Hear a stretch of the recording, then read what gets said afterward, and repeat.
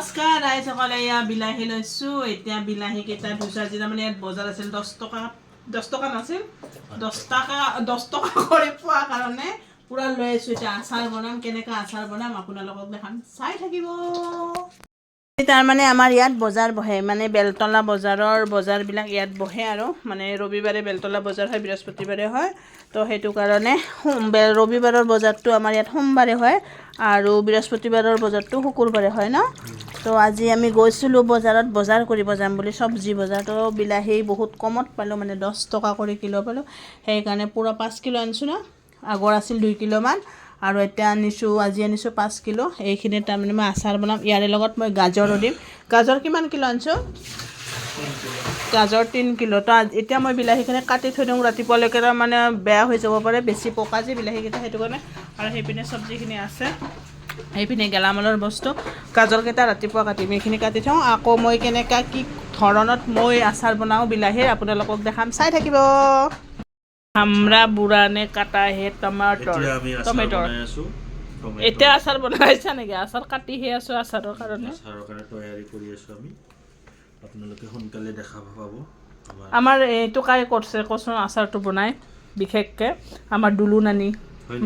বহুত ধুনীয়া আচাৰ বনাই বিলাহীৰ মই তাৰ পৰাহে জানো থেংক ইউ দুলু নানি দুলু নানিৰ পৰা শিকা আছে গাজৰ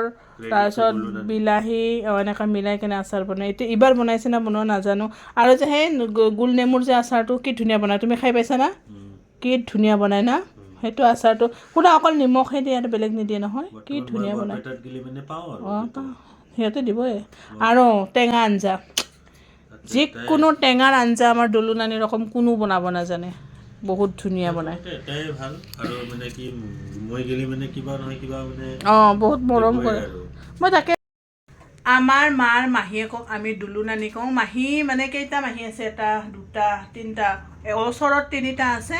আৰু দূৰত এটা আছে বাকী আৰু আমাৰ আইতা গোটেই মিলি সিহঁতৰ 5টা ভনীয়েক এটা ভাই আৰু এটা পেহীৰ ল'ৰা আছিল মানে আমাৰ দুলু নানিহঁতৰ পেহীৰ ল'ৰাটো সেইটো আমাৰ লগৰ মানে দুলু নানিহঁতৰ লগত আছিল টোটেল সিহঁতে 7টা তো সিহঁতৰ কথাই কৈছোঁ সিহঁতৰ তাতে এই বিলাহীটো মই বৰপেটা গ'লে আপোনালোকক দেখাই দিম কোনটো দুলু নানি কোনটো তৰু নানি কোনটো চি নানি আমি সৰুৰ পৰা নানি মাততে আমি নানিয়ে কওঁ তো বিলাহীখিনি বৰ্তমান কাটিলোঁ আৰু গাজৰখিনি কাটিব লগা আছে বাকীখিনি আৰু তেল চেল আনিব আৰু 2 লিটাৰ তেলত হ'ব না টোটেল 7 কিলো বিলাহী 2 লিটাৰ তেলত হ'ব গাজৰ 2 কিলো মানে বনাওঁৱেই আৰু ন তো আজিলৈ আহোঁ বাই বাই নতুন আৰু এটা ভিডিঅ'ৰ সৈতে লগ পোৱাৰ আশা টাটা বাই বাই নতুন আৰু ভিডিঅ' মানে এইখিনিৰ প্ৰচেছটো দেখাবৰ কাৰণে সেইটোৰ সৈতে লগ পোৱাৰ আশাত বাই বাই